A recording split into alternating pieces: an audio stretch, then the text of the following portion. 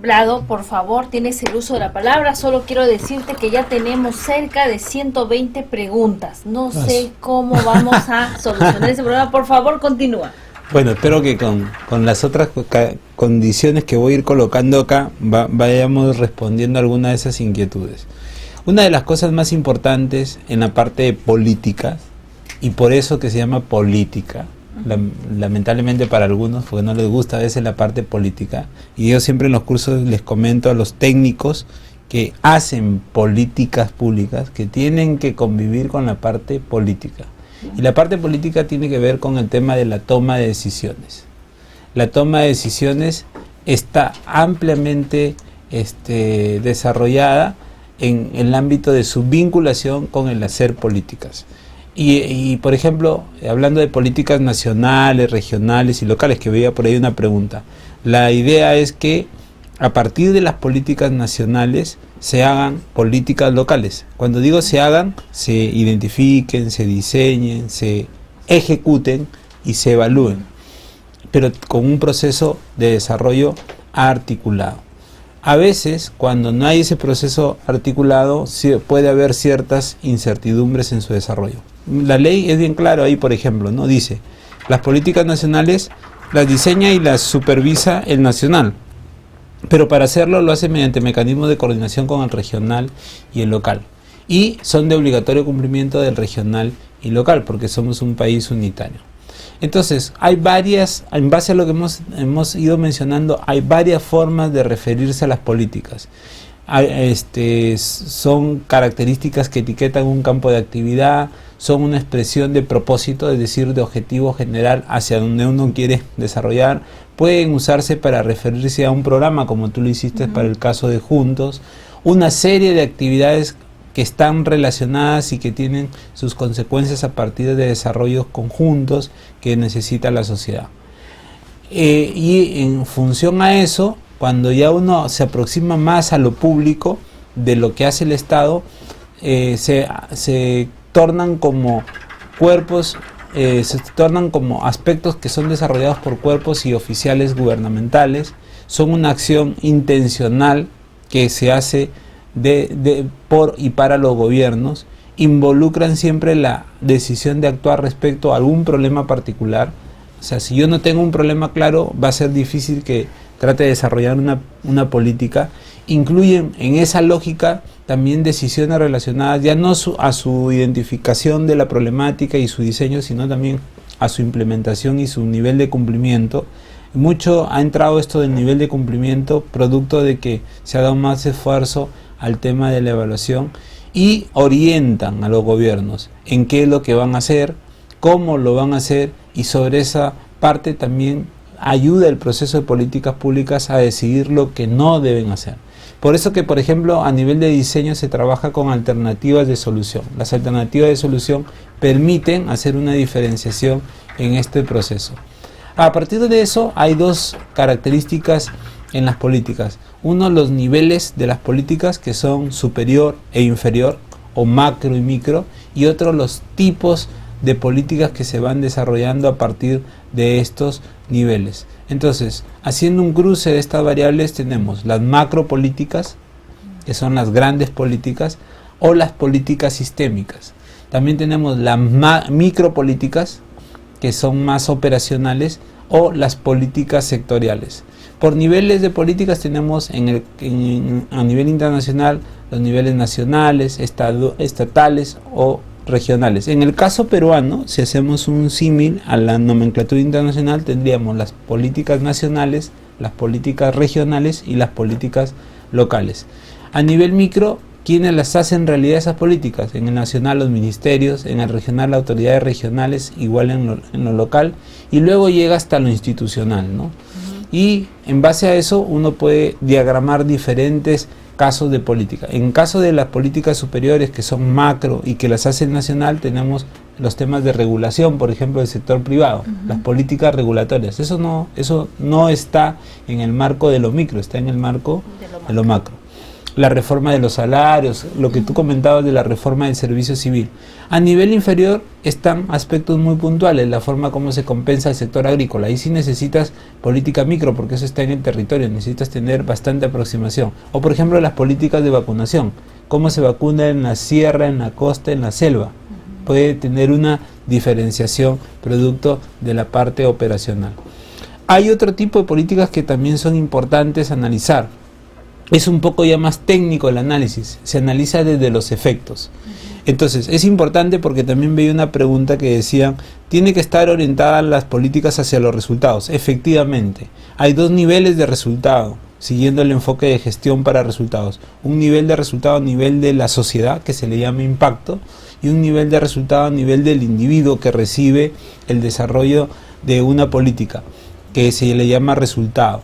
Muy bien, ese tipo de políticas que tienen esos efectos fuera de la entidad, fuera del sector, fuera del gobierno, pueden ser de los 4 siguientes tipos. Pueden ser políticas distributivas que distribuyen los beneficios de una política, políticas reguladoras que generan normas y reglas para operar, políticas autorreguladoras que te autorregulan en tu funcionamiento, y políticas redistributivas que, teniendo un énfasis, tratan de redistribuir, tratando de compensar los diferentes desequilibrios que puede tener la población, expresado principalmente en desigualdad. Yo no le puedo dar con el mismo énfasis a un pobre una política que a un rico. Obviamente. Entonces ahí tengo que hacer políticas redistributivas para poder compensar esa diferencia que genera, por ejemplo, la desigualdad. Entonces, bajo esa lógica, la forma de provisión, la forma de imposición en el caso de las reguladoras, la forma como se procuran desde la organización en el caso de las autorreguladoras, y la forma deliberada que hace el gobierno para reducir ciertas vulnerabilidades, son las que diferencian estos 4 tipos de políticas. Las políticas distributivas encuentran poca resistencia porque benefician a todos. Por ejemplo, voy a poner el IGB, por ejemplo, la política tributaria del IGB. A todos nos cobran el 18%. Es distributivo. Se distribuye igual a toda la población. Las políticas reguladoras son más controversiales a veces. Cuando regulas al privado no le gusta que lo regulen tanto, pero a veces es necesario hacerlo en beneficio de la sociedad. Las autorreguladoras que autorregulan la propia actividad del Estado, por ejemplo, el Código de Ética y Función Pública, autorregula a todos los funcionarios, o las leyes de lucha contra la corrupción, regulan a todo el sector público, es una autorregulación. Y las políticas redistributivas son a veces más confrontacionales y pueden generar fuertes intereses grupales que puedan estar a favor o en contra de la política. Hablabas del programa Juntos. El programa Juntos, cuando nació, la gente no estaba en desacuerdo. ¿Cómo le vamos a regalar plata a la gente?, decían. Pero eso se volvió comprensivo en su desenvolvimiento. La gente, mediante un enfoque más pluralista, entendió, porque se estaba sacando bajo un enfoque elitista, y en función a eso, ahora ese programa tiene una vigencia de la que hemos comentado.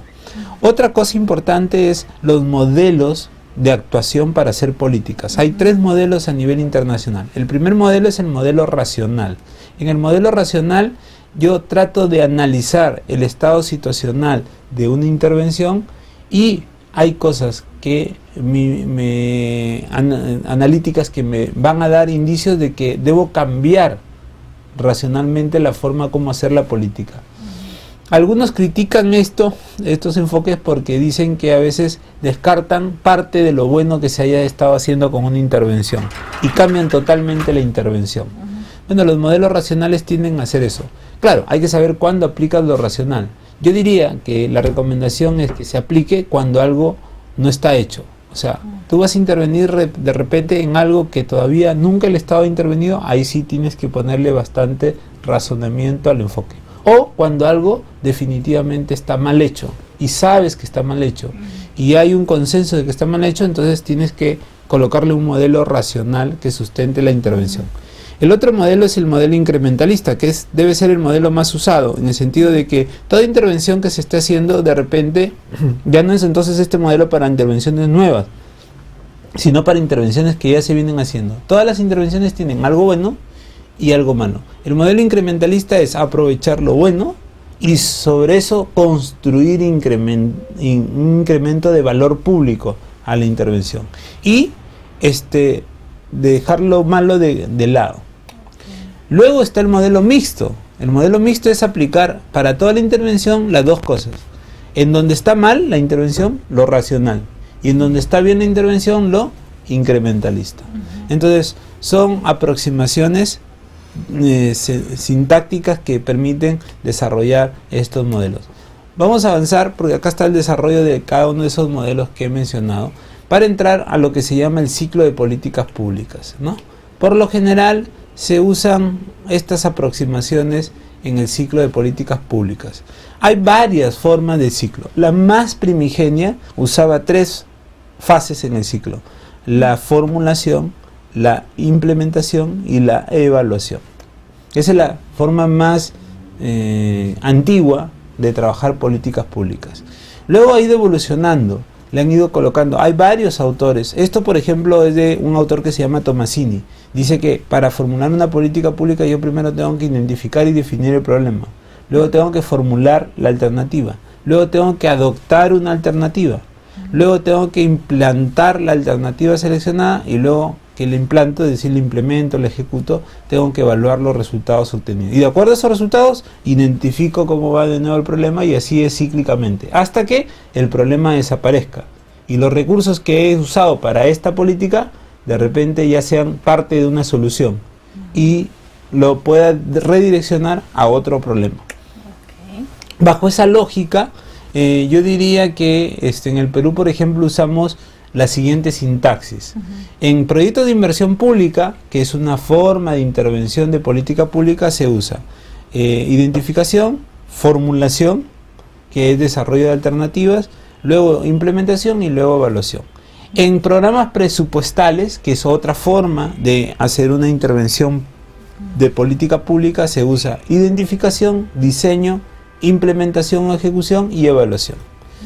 Yo diría que esa es la aproximación más real a nuestra cultura organizacional como Estado, porque ahora, ahorita se está discutiendo el presupuesto en el Congreso de la República en estos momentos, y se está aprobando un presupuesto de más de 130.000 millones de soles, de los cuales más de 106.000 millones de soles son programables, es decir, que pueden generar resultado. De esos, el 58% ya está en programa presupuestal. El programa presupuestal se diseña y se hace mediante un ciclo de política pública que tiene 4 fases: identificación, diseño, implementación y evaluación. Metodológicamente, entonces, ¿cómo debo hacer una política pública? Técnicamente, primero identifico la problemática y los problemas específicos, los caracterizo, luego diseño o formulo las alternativas de solución para que haya una decisión de elegir la mejor alternativa, y luego implemento la alternativa seleccionada. Y luego tengo que constantemente evaluar. Con la única recomendación, que ahora la evaluación no es al final, sino es durante. ¿Cómo evalúo a nivel de identificación de la problemática? Generando evidencias cuantitativas y cualitativas de que ese problema existe en la dimensión que yo lo estoy colocando en mi análisis. Eso se hace con una evaluación de evidencias. Luego, en el diseño, ¿cómo evalúo? Evaluando si la intervención es coherente y es consistente. ¿Qué quiere decir que sea coherente? Que se ajuste a la realidad.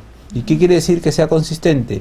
Que sirva para cumplir propósitos y fines superiores a lo que está alineada esa intervención. En la implementación, bueno, ahí se hace seguimiento, se hace monitoreo de la intervención. Y la evaluación, propiamente dicha, que es una interpretación sistémica e integrada de una intervención. Y eso es importante en el desarrollo de la política pública. Entrando al modelo peruano, que esa sería la segunda parte de esta aproximación que estamos haciendo, debemos entender que hay un sistema político que tiene institucionalidad, normas y reglas, que tiene instituciones, que permiten definir una organización y funcionamiento del Estado y que tiene actores dentro del sistema, ¿no? Lo que tú comentabas, que están organizados y a veces no organizados, que participan activamente y que tratan de responder a requerimientos de la sociedad a partir del funcionamiento del sistema político y para eso el sistema propende a desarrollar políticas públicas como mecanismos para generar resultados. Eso debe dar sostenibilidad al sistema y presentarse lo que se llama la gobernabilidad.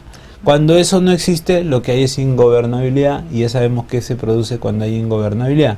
En lo local las revocatorias, como en lo regional, o la falta de legitimidad de los gobiernos.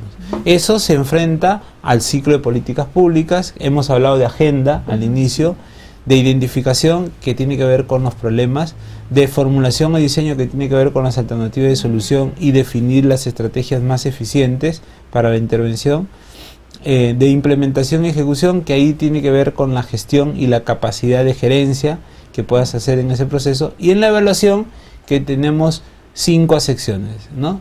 El control, que es el control de gestión y el control institucional de lo que se va haciendo, la supervisión, que es al individuo que hace la política pública, porque en la supervisión tiene que existir el supervisor y el supervisado, se analiza lo que hace el individuo, luego el seguimiento en función a las metas que se vayan alcanzando, producto de las brechas de ese alcance de las metas, producto de las dificultades, se tienen que hacer recomendaciones y esas recomendaciones se tienen que monitorear, que esa es parte también de la evaluación, y la evaluación propiamente dicha, que lo que hace es decir cómo está la intervención de manera integrada y de manera sistémica, porque el seguimiento y el monitoreo es puntual, a algo específico, pero la evaluación es el conjunto. Yo puedo hacer seguimiento a cómo un alumno está aprendiendo lo que yo estoy desarrollando ahora en clase, pero si yo quiero hacer la evaluación del curso, no puedo analizar solamente lo que hace un alumno, tengo que analizar lo que hace un alumno mirando el resto de alumnos del curso. Eso se llama enfoque integrado.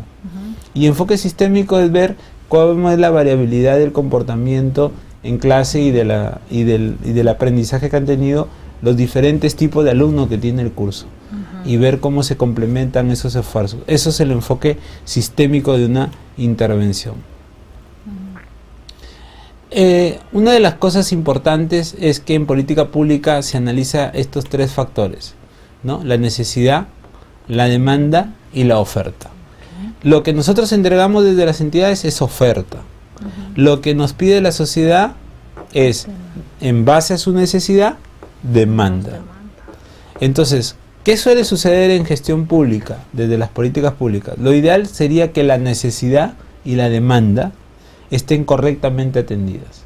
Pero a veces ocurre lo siguiente, que la necesidad reconocida, que sabemos que es una necesidad, no está siendo atendida. Un tema ahí para que Vlado se tome una agüita, y quiero preguntar, por decirlo, ¿no? Por decirlo, hay una necesidad, tenemos mucha delincuencia, no está siendo atendida, ¿no? O sea, más o menos eso es lo que quieres enfocar. Sí, por ejemplo, en lo de seguridad ciudadana, tenemos una necesidad que es que la población se sienta segura. Y en determinados sitios los niveles de inseguridad son tan altos que ya son una demanda. Muy bien, pero no está llegando el servicio, el ciudadano no siente que está llegando el servicio, por lo tanto eso cae en este espacio. Es una necesidad no reconocida o no atendida. Una necesidad que tú la reconoces, pero que no está siendo atendida como se debe. El otro caso es que tú puedes ofrecer servicios a demanda no necesaria, a gente que no necesita. Pones un policía donde hay 20 seguridad privada o donde hay serenado, ¿me entiendes? También pasa. O a manera de chiste, cuando hace poco ha habido las elecciones, recuerdo que había una candidata en San Isidro, la señora Osterling, ¿te acuerdas? Ah, sí, sí. Entonces, por ejemplo, ahí decían, ¿no?, que ella va a repartir el vaso de leche en San Isidro con cupcakes. Entonces, empezando que en San Isidro habrán niños pobres, menos, ¿no?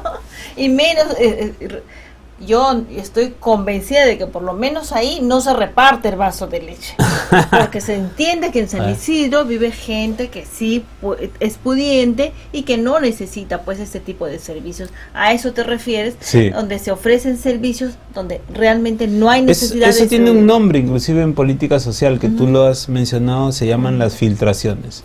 Cuando la gente recibe algo que no debe recibir. Okay. Hay necesidad involuntariamente atendida. Gente que de casualidad está siendo atendida. Viene alguien y dice, señor, ¿usted da este servicio? Sí. Ah, mire, yo cumplo las condiciones, deme el servicio. Tú no lo buscaste y terminó. Te cayó. Eso es de suerte. Bueno, hay que tener cuidado porque tu intervención no puede darse de suerte. Tiene que estar bien programada. Bien focalizada. Muy bien. Hay demanda injustificable, no atendida. Ahí sí, está bien. Ese es el espacio que está bien, que no lo debemos atender, que no debemos empujar la oferta a ese espacio, porque mientras más empujamos la oferta a ese espacio, más servicios ofrecidos a demanda no necesaria se dan.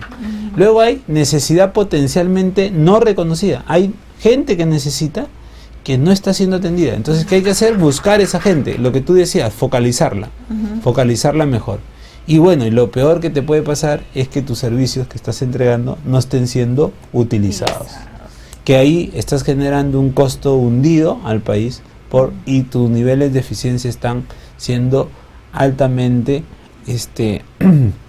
desperdiciados, ¿no? Exacto. En el Perú, para ir terminando, en los tipos de políticas, diríamos que hay dos tipos de políticas, ¿no? Las de nivel territorial en el modelo peruano y las de nivel institucional y sectorial.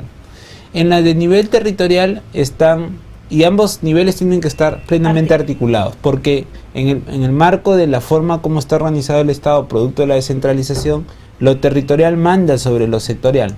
¿Qué hay en lo territorial? Están las políticas nacionales, regionales y locales. Y en lo institucional sectorial, ¿qué existe? Existen 4 tipos de intervenciones. Las políticas, que son directrices de conducción y dirección del gobierno. Los planes, que es un nivel más estratégico de desenvolvimiento de las políticas.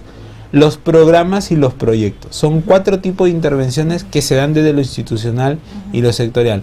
Y que, como están articulados, se deben corresponder lo territorial con lo institucional sectorial para mejorar la atención y el servicio que se le da al ciudadano, y así el ciudadano considera importantes las políticas públicas que le ofrece el Estado.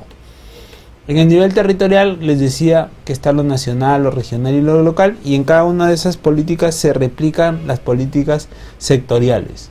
Por eso que hay, y veía una pregunta que decía, hay política nacional de salud, y hay política regional de salud también. Y hay política local de salud también, pero tienen que responder a un mismo ámbito de política, que es la política nacional, porque somos un país unitario. Y ahí entra la parte que yo quería incidir en este último bloque. Además de estar articuladas, es decir, para hacer la regional yo tengo que ver la nacional, y para hacer la local tengo que ver la regional y la nacional. Tienen que estar monitoreadas y evaluadas. La importancia del monitoreo y evaluación en toda la política. ¿Cómo se monitorea y se evalúa? De lo específico hacia lo general. ¿Cómo se diseña y se implementa? De lo general hacia lo específico.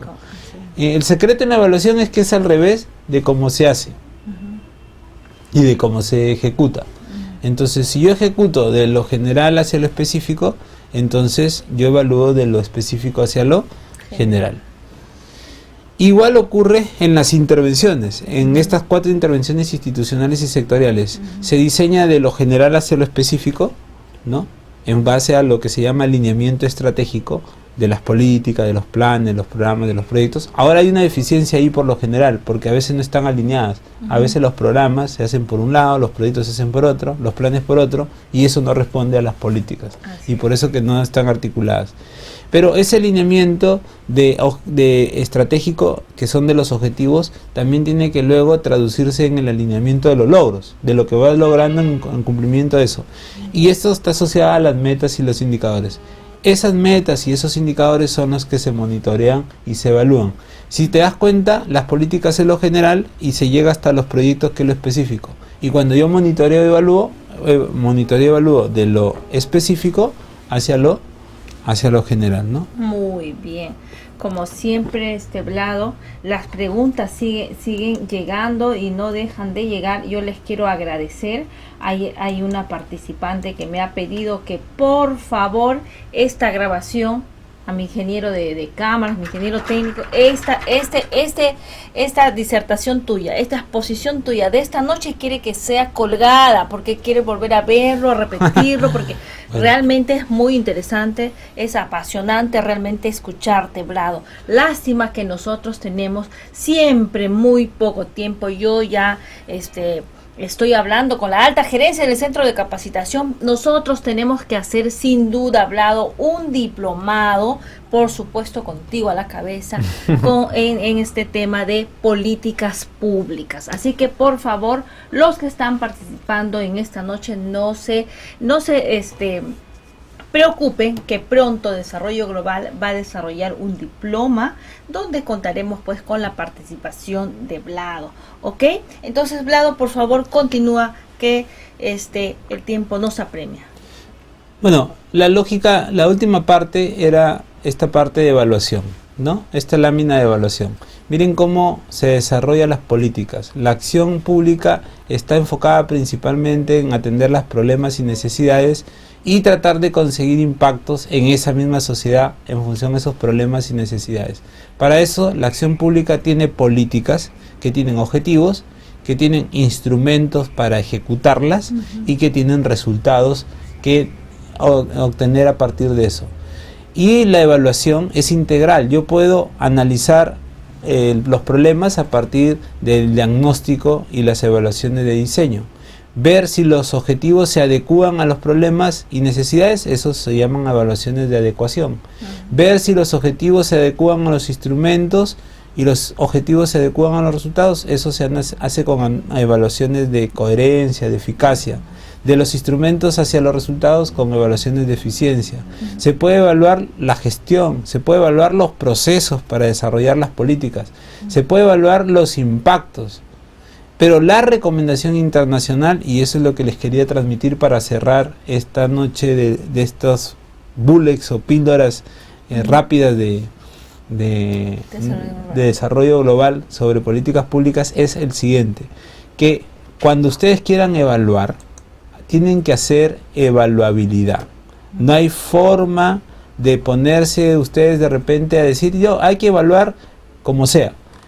¿Por qué les digo esto? Porque muchas veces las entidades públicas han escuchado la evaluación de impacto y todo el mundo quiere hacer evaluación de impacto. Y la evaluación de impacto es costosa y a veces necesitas de muchas condiciones para hacerla. Y lo que tú quieres conseguir de información es algo muy preciso que no lo vas a obtener con una evaluación de impacto, sino lo vas a tener con una evaluación de eficacia, con una evaluación de procesos, con una evaluación de diseño. Esa es una recomendación importante, la evaluabilidad. Es decir, es como la evaluación nace de la ciencia médica. Cuando tú vas al médico y eres el paciente número 5, el médico no está haciéndole el mismo examen a todos los pacientes. Así es. Le hace el examen de acuerdo a su situación. Y de acuerdo a su situación, evalúa qué tipo de evaluación debe hacerse. Eso se llama evaluabilidad. Entonces, un término nuevo que no está muy difundido en la administración pública peruana, que les recomiendo analizar, es la evaluabilidad. En evaluación hay que saber qué tipo de evaluación necesita mi intervención en el momento adecuado. A partir de eso ya hago la evaluación, y la evaluación puede ser externa, la hace un tercero, la evaluación puede ser interna, la haces tú, o la evaluación puede ser mixta. Recomendación: mixta, para que te dejen las capacidades de cómo hacer la evaluación. Y en virtud de eso, la evaluación puede ser ex ante de la intervención, durante la intervención o ex post a la intervención. Y ojo, los resultados de la evaluación deben producir transparencia, que tiene que ver con el análisis de lo que va pasando en la intervención y que todo el mundo sepa lo que pasa con la intervención. Debe generar participación de todos los actores involucrados respecto a la intervención. Y lo último, debe enfocarse en un marco de responsabilidad, que tiene que ver con que alguien está a cargo de la intervención en sus metas y en sus indicadores. Bueno, eso es un rápido repaso. Espero que haya sido de su utilidad Y bueno, y gracias a la entidad por darme esta oportunidad. Gracias a nuevamente ti, dirigir. Vlado. Ojalá que pronto estemos nuevamente escuchando otra de tus ponencias. Nos esperamos como siempre el próximo viernes. ¿Qué ponencia viene el próximo viernes? Ya les vamos a contar, ya les vamos a comentar. Ok, Claro que sí. Ok, muy bien. Pero tú vas muchas a estar gracias. aquí, Salomé, como siempre. Sí, yo como siempre encantada de atender a todos los ponentes porque siempre hay temas muy importantes. Muy bien, muy buenas noches. Gracias, Y equipo. chao. Y esto es Desarrollo Global. Gracias.